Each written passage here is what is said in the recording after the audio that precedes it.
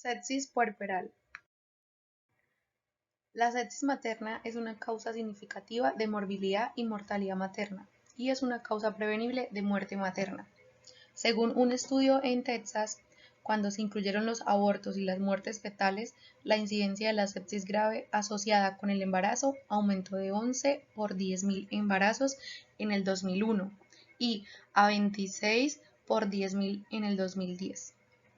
Esto quiere decir que hubo un aumento anual del 9.1% en la sepsis como causa de muerte materna entre el 2001 y el 2010. Para hablar primero de sepsis puerperal vamos a hablar de algunas definiciones. ¿Qué es sepsis? Disfunción de órganos causada por respuesta no regulada del huésped a la infección. Tiene una mortalidad de un 10%. ¿Qué es shock séptico? Sepsis más hipotensión arterial que requiere de vasopresores para mantener la tensión arterial media mayor a 65 milímetros de mercurio más lactato sérico mayor a 2, más adecuada reposición de volumen, y esto tiene una mortalidad más 40%. ¿Qué es disfunción de órganos? Es el cambio agudo en el puntaje total de la tabla QI-SOFA mayor a 2 puntos como consecuencia de la infección. Tiene un riesgo de mortalidad 10%. El SOFA es para identificar inmediatamente. ¿Cómo se define la sepsis y cuáles son las características clínicas? En el 2016 se planteó que es la disfunción orgánica potencialmente mortal causada por una respuesta regulada del huésped a la infección.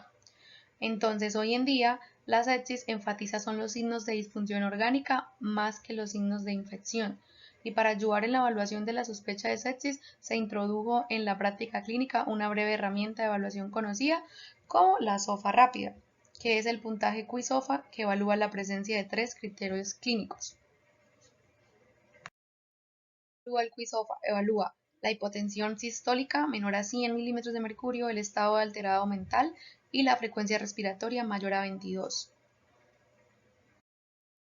La SOFA lo que evalúa los criterios y la puntuación. El sistema nervioso central se evalúa con la escala de Glasgow. Según el tipo de puntaje que dé la escala, se va a colocar un número.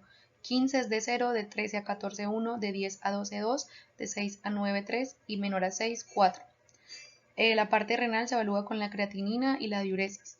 Menor a 1.2 es 0. De 1.2 a 1.9 es 1, de 2 a 3.4 es 2 y de 3.5 a 4.9 o menor a 500 de diuresis es 3 y mayor a 5 o menor a 200 es 6. La función hepática se evalúa la bilirrubina. Menor a 1.2 es 0, de 1.2 a 1.9 es 1, de 2 a 5.9 es 2, de 6 a 11.9 es 3 y mayor a 2 es 4. La coagulación se evalúa según las plaquetas. Mayor a 150, 0. Menor a 150, 1. Menor a 100, 2. Menor a 50, 3. Y menor a 20, 4. La parte respiratoria se evalúa según la PAFI. Entonces, mayor a 400 es 0. Menor a 400 es 1. Menor a 300 es 2. Menor a 200 con soporte ventilatorio ya es 3. Y menor a 100 y soporte ventilatorio es 4. Y la parte cardiovascular lo vamos a evaluar con la tensión arterial y qué drogas vasoactivas hay. Entonces, mayor a 70, 0. Menor a 70, 1. Dopamina y menor a 5 o dobutamina a cualquier dosis se cataloga 2. Dopamina de 5 a 15 o noradrenalina o adrenalina menor de 0.1, 3. Y dopamina mayor a 15, noradrenalina o adrenalina mayor a 0.5 es 4. Para entenderlo, hay que saber la fisiopatología.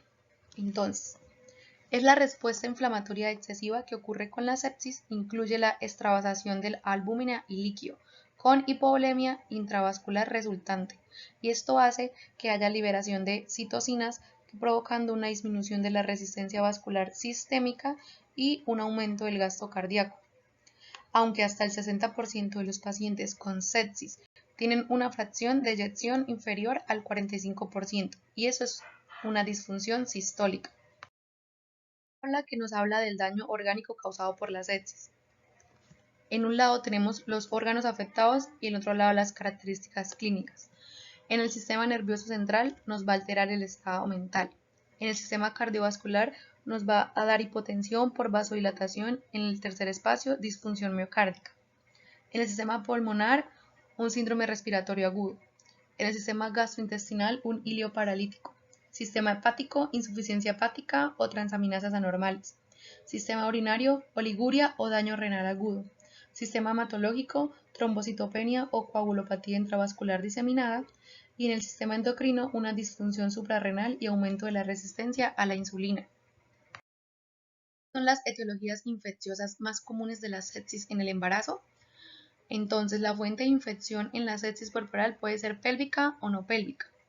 ¿Y cuáles son los microorganismos más frecuentes aislados? Tenemos la Escherichia coli, el estreptococo del grupo A y del grupo B, el estafilococos, las bacterias gram negativas, anaerobias y entre otras. Entonces aquí les traigo una tabla donde habla de las fuentes comunes de infección en sepsis. Vamos a hablar de las variables de anteparto y posparto. Variables obstétricas y no obstétricas. En las variables obstétricas, en el anteparto tenemos un aborto séptico o corioamnionitis y en el posparto una endometritis con infección en la herida.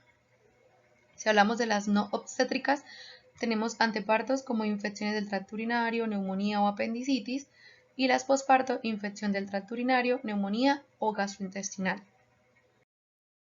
Factores de riesgo de sepsis. Los factores de riesgo se dividen en comunitarios, maternos y obstétricos.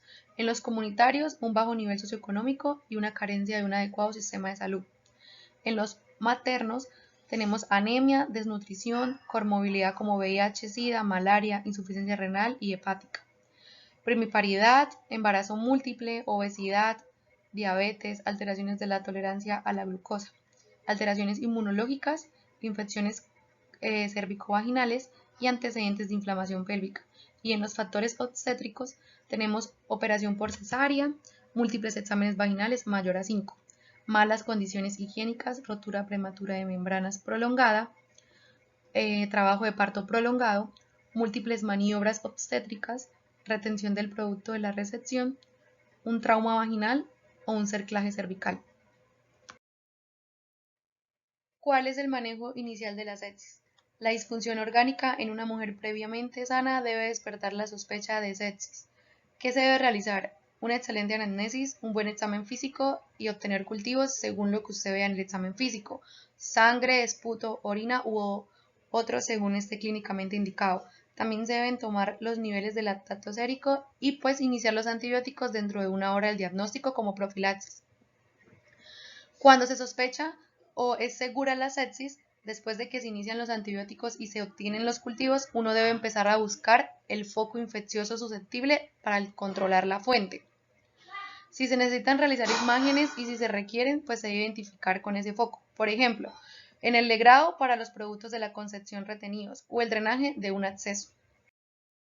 Antibiótica empírica de amplio espectro propuesta en la sepsis que complica el embarazo.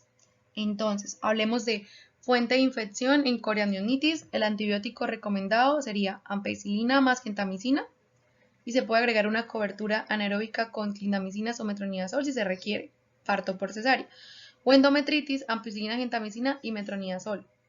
Pero pues ya en estos casos cambió. Se puede dar otro antibiótico que más adelante lo voy a mencionar. Como nos llegue la paciente, hacemos una reanimación inicial. Administramos lactato de Ringer en bolo de 500 cada 15 minutos hasta tener una meta de 20 mililitros kilogramos en la primera hora. Se deben vigilar los signos, se debe tener en cuenta el desplazamiento del útero practicando una inclinación lateral para evitar para minimizar la compresión aorta cava y mejorar el retorno venoso. Y si no conseguimos una saturación de oxígeno venosa central o venosa mixta mayor o igual a 70, se debe hacer una transfusión de glóbulos rojos empaquetados. Y si el choque grave que no responde, se deben usar vasopresores para corregir. Y si el choque refractario, se administra vasopresina a un ritmo entre 0,01 y 0,04. Inicial, el propósito de los vasopresores es contraer la circulación sistémica patológicamente dilatada y mantener una perfusión adecuada y una PAN o presión arterial media entre 65 milímetros de mercurio o mayor. y la norepinefrina es el vasopresor de primera línea durante el embarazo o el puerperio.